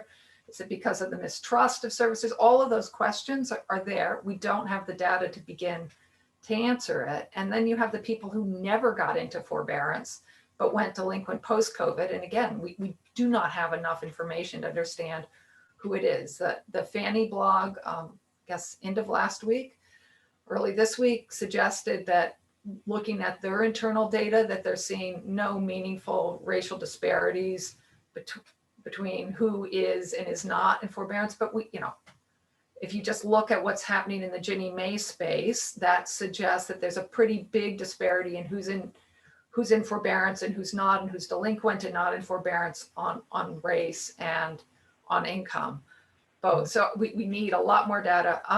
Meg has referenced the questions about, can we standardize? And Ellie sort of referenced some of the complexities about people not understanding. And I understand that everybody is sort of in a similar situation. I also think that when you're talking about 1.2 million people in the middle of a pandemic that is straining everybody's systems, we need to keep thinking about ways to standardize the solutions, to streamline application processes, to make everything as uniform as we possibly can, so that people just don't have to think about, how do I apply? The servicer personnel don't have to think about, how do I process somebody who's delinquent? We need to make it as easy for everybody in the system as we can. And I don't think we've done that yet. Lisa, can you pick up a little bit more on what we think in terms of, particularly around the racial equity and reaching communities of color? Sure, happy to do that. I think it's important for us to keep in mind that the landscape is currently set for a very uneven recovery. We have positioned ourselves to see a repeat of what happened with the Great Recession, when we saw that communities of color did not recover at the same rate as the broader society. And in fact, I think Ellie pointed out that communities of color were still in recovery mode from the Great Recession when the COVID-19 pandemic hit. And I can't really overstate this enough. If we are not proactive, communities of color will have an even slower recovery coming out of this crisis than they did with the Great Recession, because again, keep in mind that we're experiencing also this health pandemic that is disproportionately affecting consumers and communities of color. The response, the initial response to this pandemic was the CARES Act, which was very comprehensive, but unfortunately the CARES Act actually reinforces and perpetuates racial inequality because it provides the greatest benefits and safety nets for homeowners. So when you remember that 74% of white households are homeowner households, whereas only 43% of Black and 48% of Latino households are renter households. So the lion's share of Black and Latino households are renters.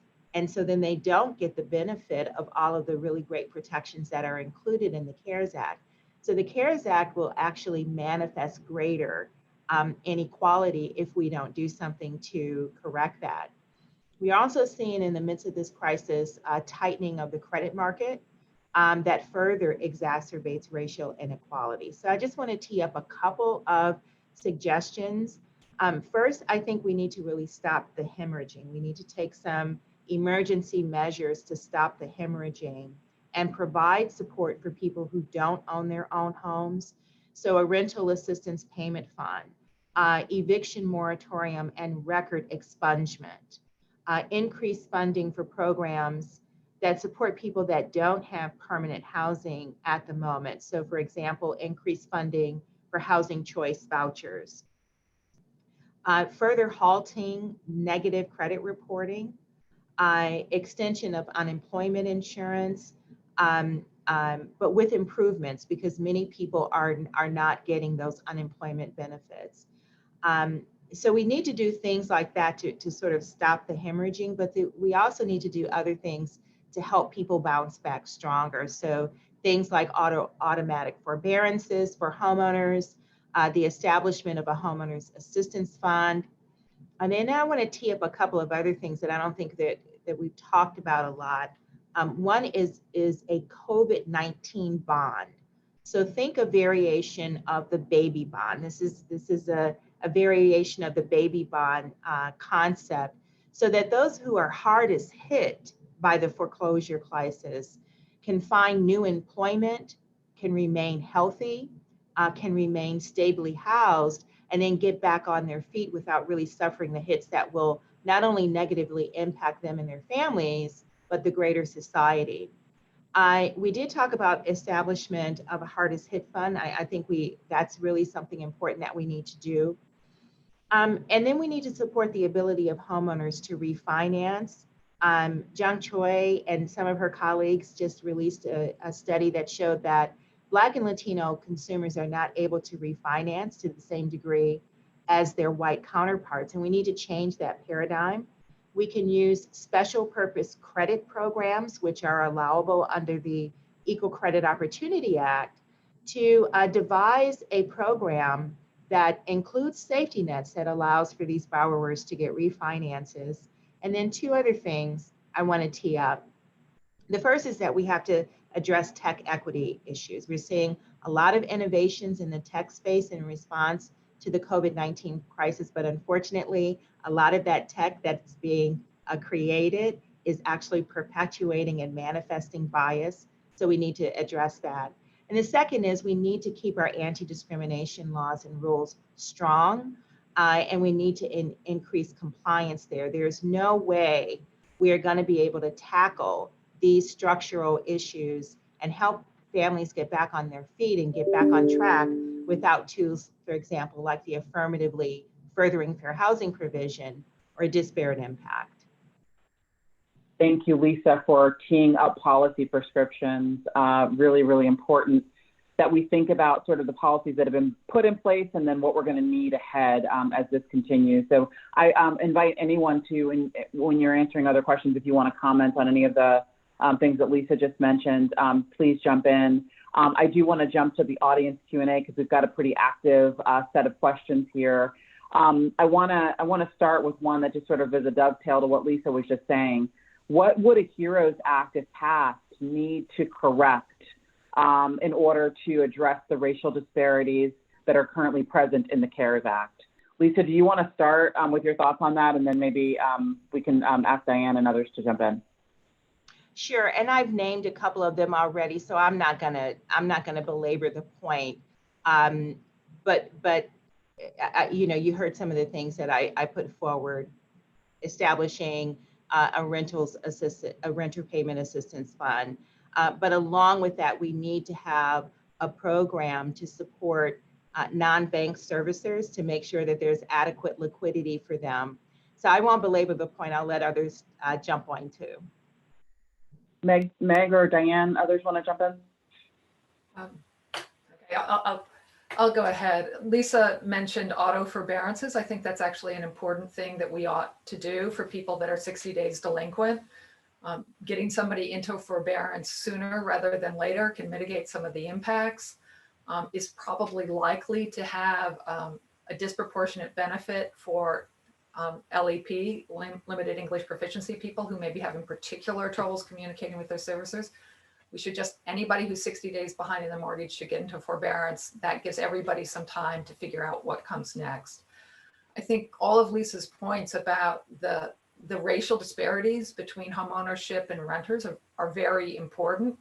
I also think, to Ellie's point earlier though, there's a real risk that we come out of COVID magnifying the generational wealth tax, right, on African-American communities and Latino communities from the Great Recession. Homeownership is still the way that we build wealth in this country. It's the predominant method, and we are really at risk of hammering populations and communities that we're just beginning to recover. So anything that we can do to ensure that people who are currently homeowners do not lose their homes coming out of this crisis is, I think, critical to preserving wealth and enabling wealth creation and wealth transfer across generations. So I think we need to think about, we need a pause to foreclosures at the end of the foreclosure moratorium and at the end of forbearance, so that there's time for people to get evaluated for loss mitigation.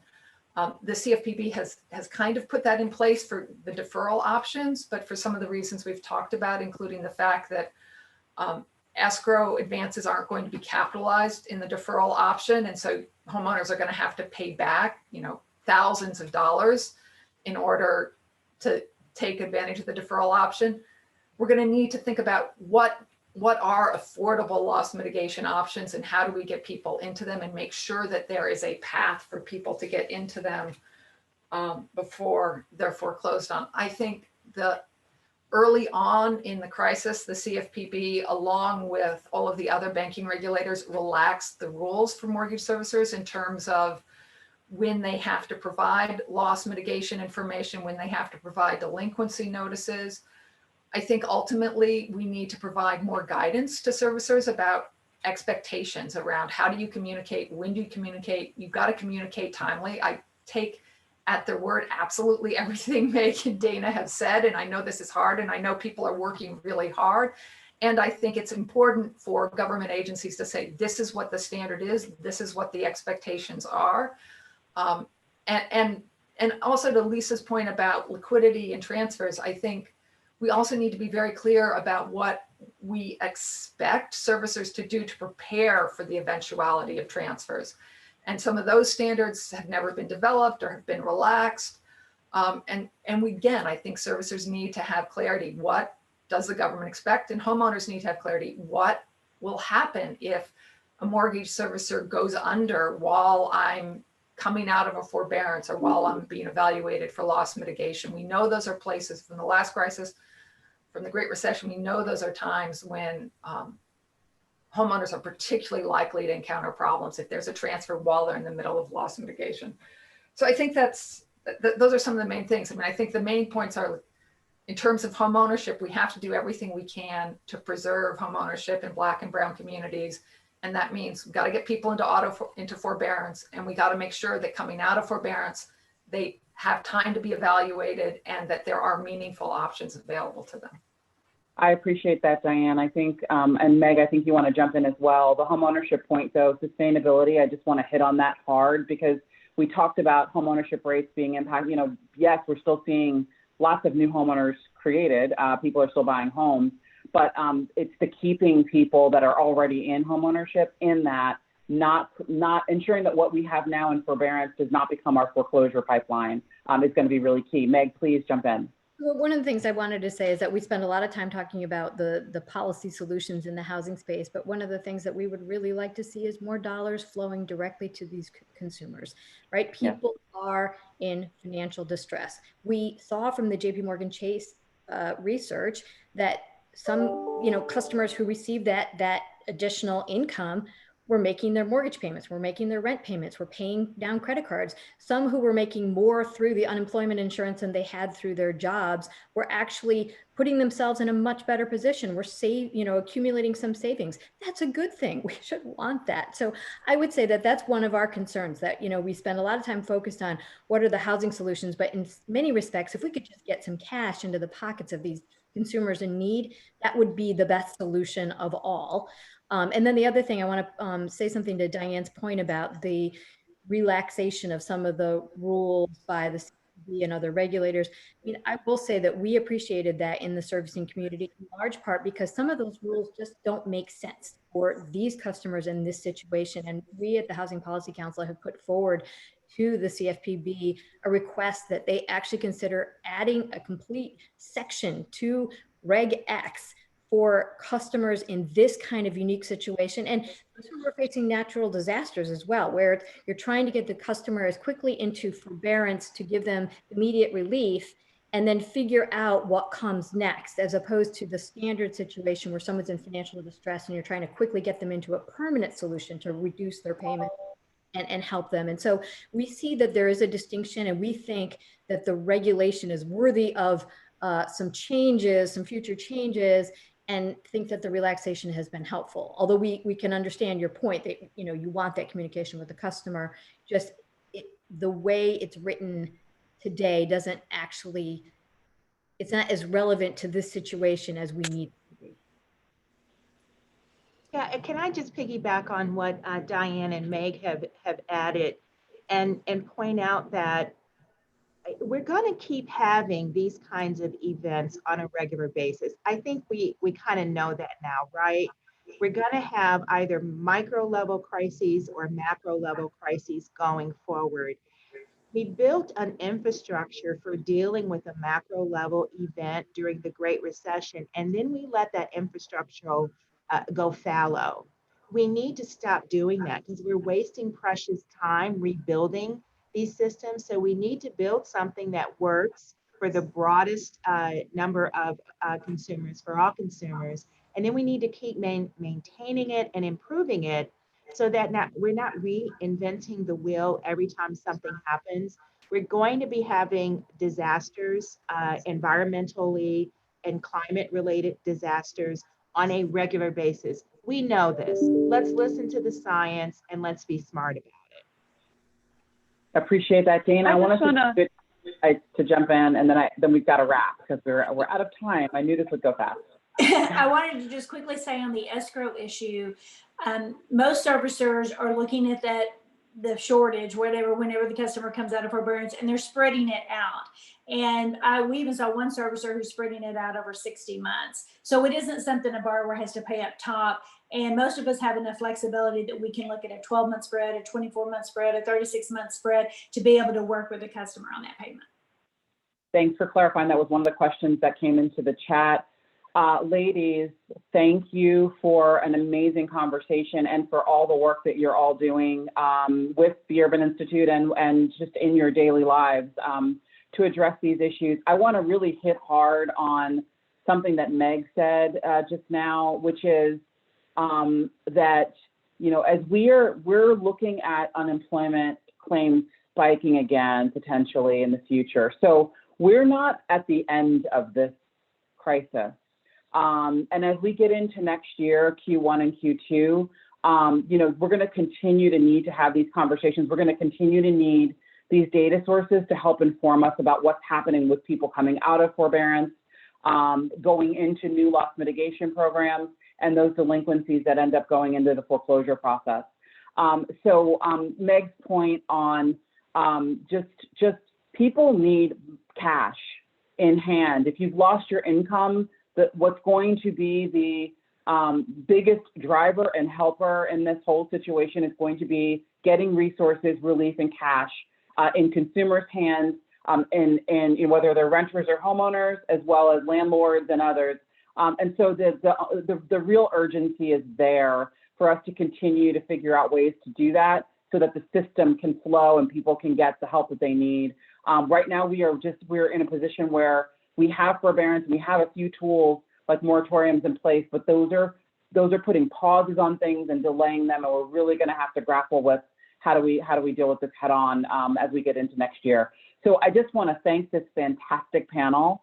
I want to thank Lori and the panel that preceded us, as well as my colleagues, Jung and Daniel, for just a terrific program today. As was mentioned early on, this has been recorded, so it will be available for playback. Please share it with your teams. And I just want to thank the Mortgage Markets COVID-19 Collaborative, who have been just going strong for the last 7 months, week after week, grappling with every issue that comes.